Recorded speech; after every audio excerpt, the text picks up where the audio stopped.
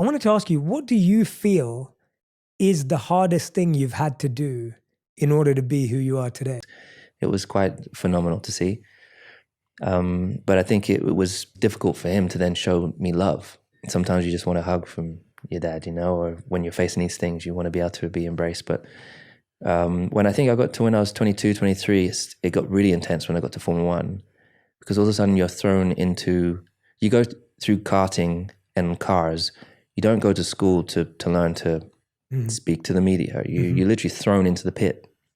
And at the time, I didn't have management other than my dad. Really? And also, you wanted to try and live some sort of normal life, but nothing's normal for you at the time.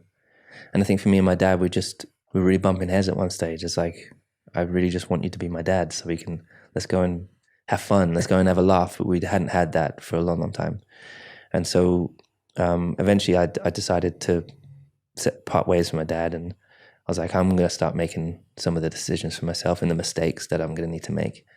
And there was definitely a period of time where we spoke less. But we both have worked so hard to come back together. And we have one of the greatest, he's the first person I want to call when I finish a race. Because I know he knows what it's like. He was there from day one. And so, he's been to the last 2 races with me. He's probably going to come to the next one. There's days where I do feel like I'm not enough. There's days where I don't feel like I'm good enough. And people will be like, yeah, but you've won 7 world titles. And I'm like, yeah, but still, there's days where I question, no, you still got it.